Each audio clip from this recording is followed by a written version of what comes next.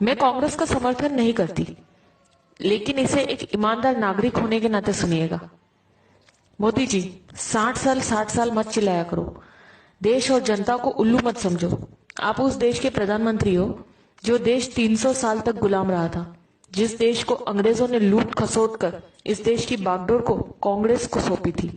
1947 में देश में सुई तक नहीं बनती थी। सारा देश राजा रजवाड़ों के झगड़ों में बटा हुआ था। देश में मात्र 50 गांव में बिजली थी। पूरे राजस्थान मात्र में 20 राजाओं के पास फोन था। किसी गांव में नल नहीं थे। पूरे देश में मात्र 10 बांध थे। सीमाओं पे मात्र कुछ सैनिक थे। 4 विमान थे, 20 टैंक थे। देश की सीमाएं चारों तरफ से खुली थी। खजाना खाली था। ऐसे बदहाल में हमारा हिंदुस्तान कांग्रेस को मिला था। इन 60 सालों में कांग्रेस ने हिंदुस्तान में विश्व की सबसे बड़ी ताकत यानी सबसे बड़ी सेना तैयार की।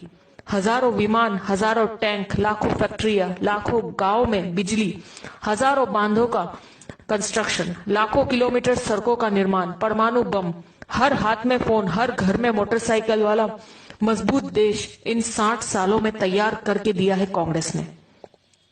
भारत ने पिछले 60 सालों में तरक्की भी बहुत की है। भूतपूर्व प्रधानमंत्रियों ने कई इतिहास रच दिए, जिसकी वजह से भारत आज एशिया की दूसरी सबसे बड़ी ताकत है। भारत दुनिया का सर्वश्रेष्ठ संविधान बन चुका है। भारत एशियाई खेलों में मेजबानी कर चुका है। भारत ने भागड़ा और रिहंद जैसे बांध भी बन चुके हैं। देश भामा न्यूक्लियर रिसर्च सेंटर का उद्घाटन कर चुका है।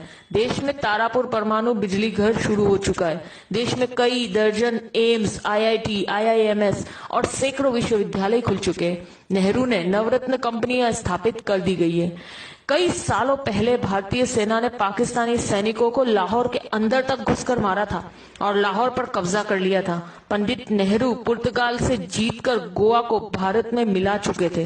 नेहरू जी ने इसरो यानी इंडियन स्पेस रिसर्च ऑर्गेनाइजेशन की शुरुआत भी कर दी थी। भारत में श्वेत क्रांति की शुरुआत हो चुकी थी। देश में उद्योगों का जाल बिछ चुका था। इंदिरा जी पाकिस्तान के 2 टुकड़े कर चुकी थी।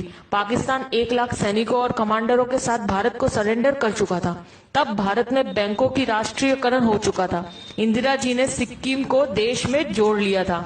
देश अनाज के बारे में आत्मनिर्भर हो चुका था। भारत हवाई जहाज और हेलीकॉप्टर तक बनाने लगा था। राजीव गांधी ने देश के घर घर में टीवी पहुंचा दिया था। देश में सुपर कंप्यूटर, टेलीविजन और सूचना क्रांति यानी इंफॉर्मेशन टेक्नोलॉजी पूरे भारत में स्थापित हो चुकी थी।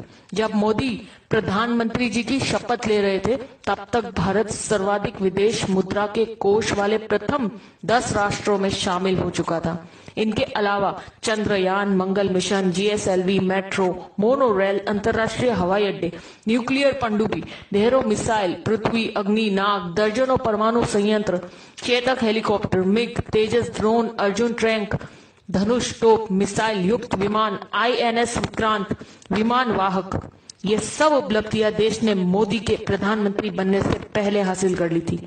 हर जागरूक नागरिक की तरह इस मैसेज को ज्यादा से ज्यादा ग्रुपों तक पहुंचाइए, ताकि मोदी जी और उनके जुमले गलत साबित हो सके। जी बार बार उनका पूछना कि 60 सालों में क्या हुआ, तो उन्हें पता चल सके और अंधभक्तों की आंखों से पट्टी उतर सके। जय हिंद।